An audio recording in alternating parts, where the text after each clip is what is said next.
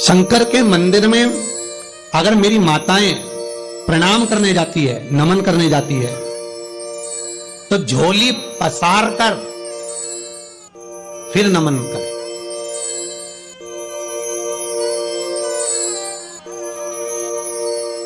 झोली पसार कर प्रणाम करो। फिर आप मुंह से एक शब्द मत कहना कि मुझे सोना दो, कि चांदी दो, कि बेटा दो, कि बेटी दो, कि सुख दो, कि शांति दो, कुछ मत मांगना। बस झोली, उसके सामने जो आपका साड़ी का पल्लू है, जो दुपट्टा है आपके सिर पर, उसको पहले फैला दो, फिर उसके सामने शीश को झुका दो, बाद में उसी झोली को वापस अपने बटोर लो। कुछ मत मांगना, कुछ भी नहीं, केवल प्रणाम करना। झोली वो खुद भर देगा। तेरे मंदिर में आना मेरा काम है और मेरी बिगड़ी बनाना तेरा काम है। फिर वो स्वयं भरे, फिर वो स्वयं सुख देगा, वो स्वयं शांति, स्वयं शीतलता देगा। शमी के वृक्ष के नीचे,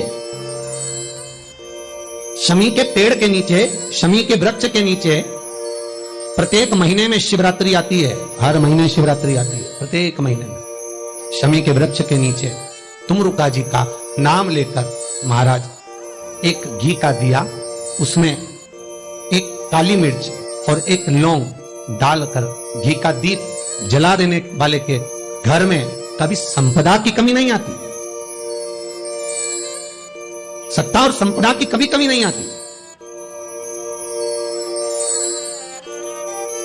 जिसका मात्र एक लोटा पानी तुमरुका जी के नाम से, बटकेश्वर महादेव के नाम से शिव पर चढ़ा देने पर, पात्र में झेल कर मात्र प्रदोष में स्नान कर लेने पर सफेद चर्म रोग, किसी की चमड़ी सफेद हो जाती है, किसी की चमड़ी काली पड़ जाती है, किसी का शरीर में दाने दाने चट्टे चट्टे पड़ जाते हैं, उसका शरीर तक अच्छा हो जाता है मात्र 3 प्रदोष में।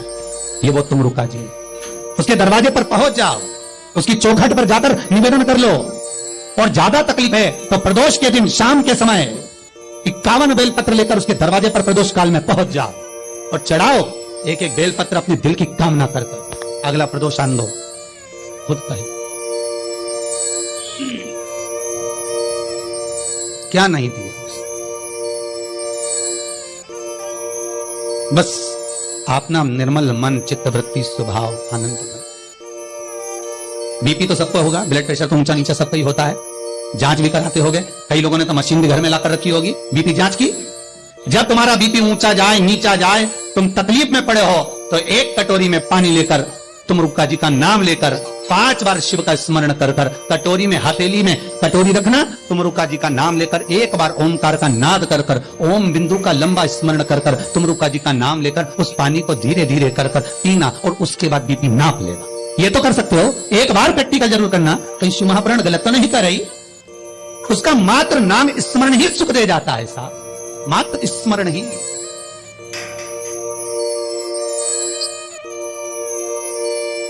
रात को बेचैनी हो रही हो, करवट बदल बदल कर नींद तक नहीं आ रही हो, स्वप्न भी बहुत दिख रहे हो, घबराहट भी बहुत हो रही हो, डॉक्टर भी करीब में नहीं है, बहुत चिंता है, बेचैनी है, थक से गए हो, मेरे तुमरुका बाबा का नाम लेना, तुमरुका जी का स्मरण करना।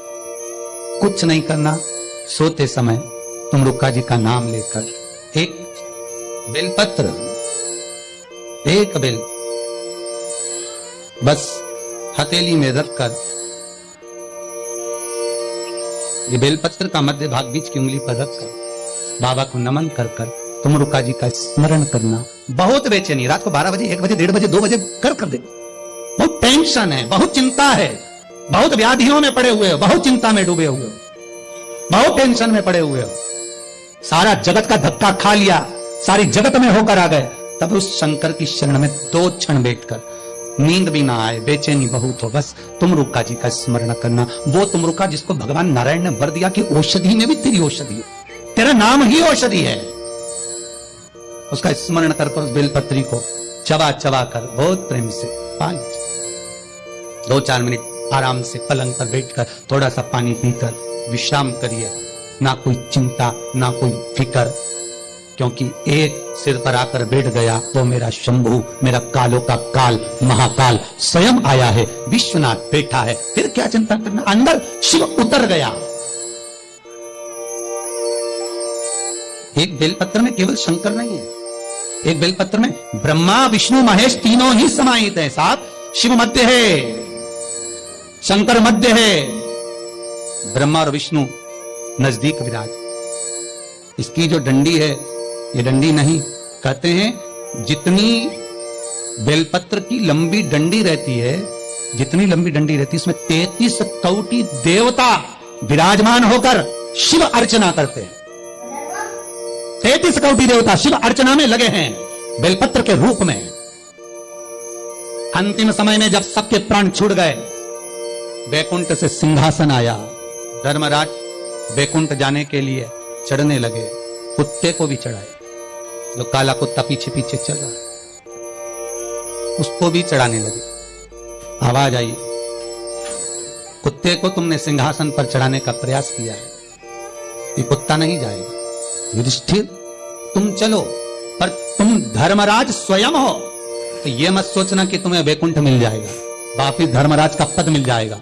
पहले जो कुत्ता तुम्हारे साथ चला, कुत्ते को तुमने पाला, कुत्ते को साथ रखकर भोजन खिलाया, उसका दोष का निवारण करना पड़ेगा।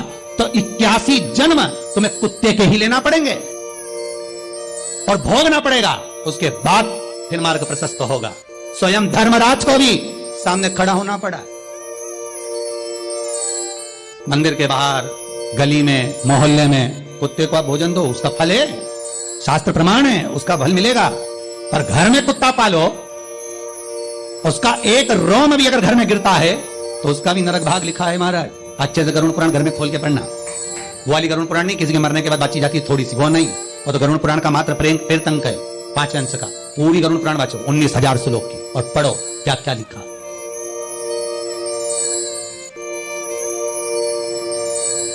महाराज ब्राह्मण घर के अंदर, कहा? घर के अंदर। गौ माता घर के आंगन में, कुत्ता घर के आंगन से बाहर होना चाहिए। पर करें क्या? ब्राह्मण और गाय घर के बाहर, कुत्ता घर के अंदर। अब बताओ तेरा क्या होगा रे कालिया? अब होगा क्या? ये भी तो निर्णय करो, होना जाना क्या है। मॉर्निंग वॉक में लोग कुत्ता को घुमा रहे, हमें तो ये समझ में नहीं आ रहा कि ये कुत्ता को घुमा रहा है कि कुत्ता इन्हें घुमा रहा। कुत्ता इधर जाए तो वो इधर जाए, कुत्ता इधर जाए तो वो इधर जाए।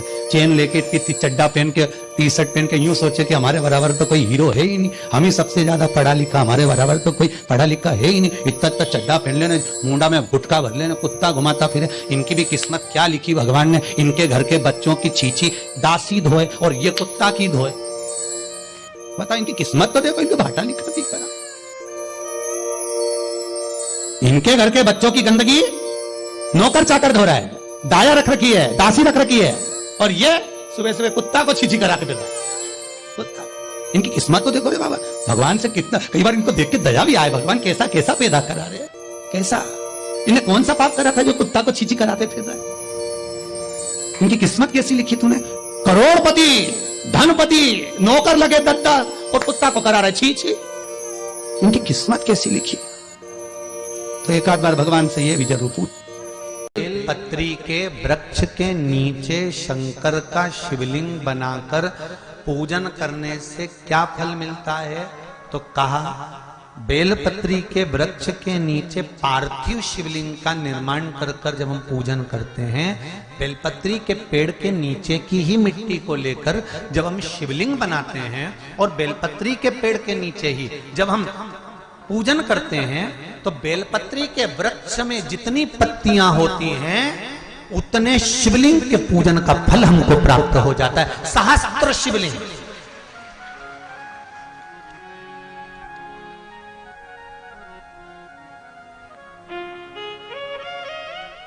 सहस्त्र शिवलिंग का फल।